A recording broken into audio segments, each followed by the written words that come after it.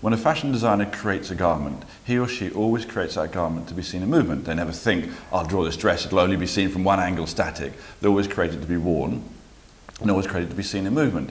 So if you're just really sort of taking the dictum of form follows function, the best way of showing that garment is in movement, because then you see it how the designer intended it. Now, for the previous almost 100 years, we've accepted that fashion photography, and then prior to that, fashion illustration, was the best way to show fashion. And to a certain degree it was, because you had the magazine set up, and they were a very good vehicle to present fashion. Once you have the internet, and once you have a sort of, a vehicle which is accessible to everybody, you all of a sudden you have a very exciting new medium. The reason I started SHOWstudio was that back in 1998, it seemed fairly clear that the internet was going to become a really important global communication network. And if you can show fashion in that way, in movement, it's much closer to the designer's intentions, and therefore probably a much better way of showing fashion. That doesn't do down fashion photography. What I'm saying is, there is a new medium now. There is a new medium because it's supported by the internet of fashion film. And one of the reasons I started SHOWstudio was to give fashion film a platform. Much in the same way that if you think about it, back in approximately 100 years before that, around 1910, Vogue magazine went from fashion illustration and supported fashion photography. It took a long time, incidentally, for fashion photography to really establish itself as the medium we understand now. Now, if you think about where we are with fashion film now, you've only got one or two people doing it really well in any case. Lots of people trying, but the medium's inventing itself.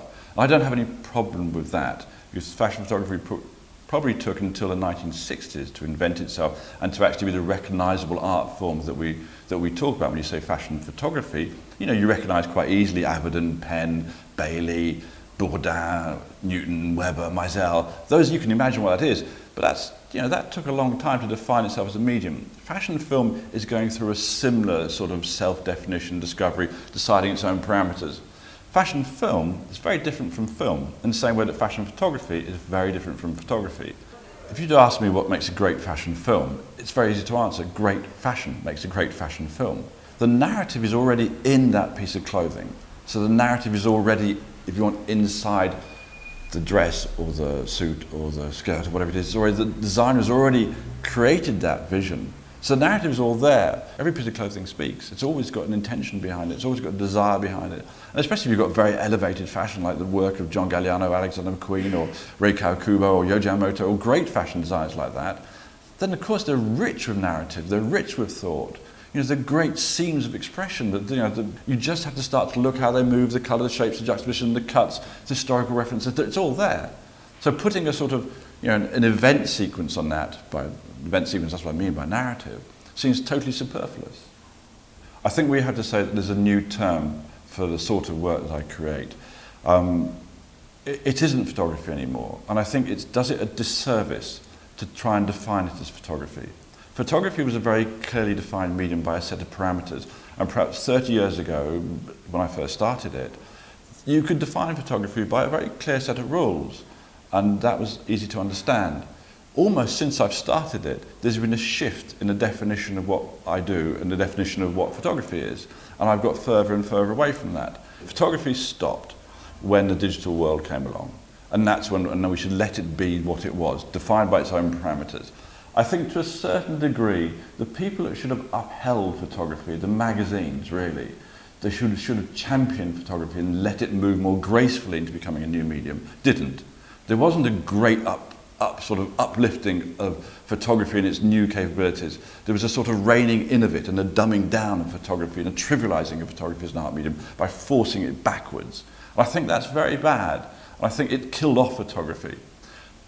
This is a big argument you can have. I'm 54. You can have this argument now at 54. But I think actually for most people coming up now in their late teens, early 20s, 30s, 40s, certainly people up to their 30s, it's not an argument they want to have. They don't have any discourse. They don't have any reason to think, is this real photography? They just do what comes naturally to them. And I think trying to define the new medium of image making as photography really raises a lot of very serious mistakes.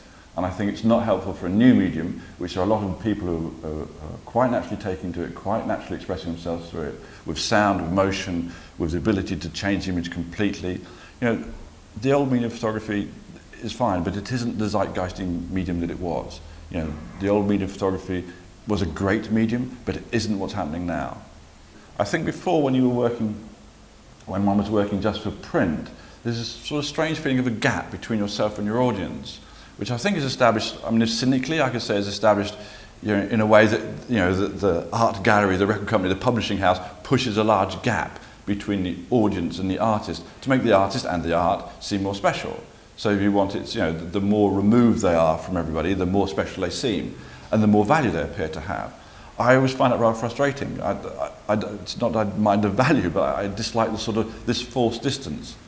And the way that photography and image making was presented before was very much, you know, you saw images in a gallery, you saw images in a magazine, and it was so devoid of any contact with the artist and the audience.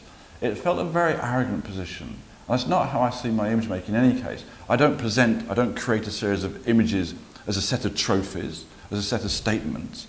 Well, I always see my image making as part of an ongoing quest to understand the world around me and the questions that life throws up. And I think having SHOWstudio has allowed me to feel a lot more at ease with my working process, so I don't feel this disjunct, this separation between my work and my audience. I think it's always important to allow people to see how things are made, to allow people to see the process, because then you understand the art better. If we think generally of art as communication, then the more fully you can communicate, the better.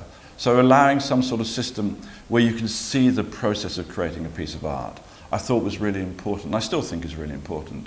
And I think it's probably good for the artist and the audience. So I think everybody benefits.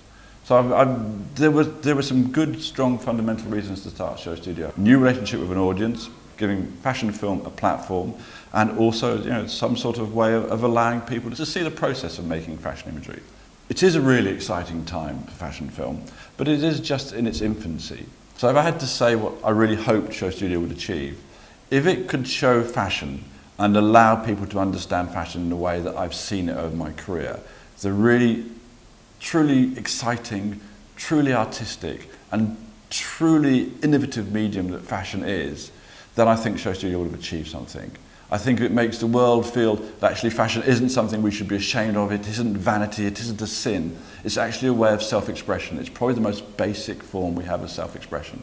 And I think if SHOWstudio can demonstrate that in an enlightening and an entertaining way, I think that would be a really good thing to have achieved.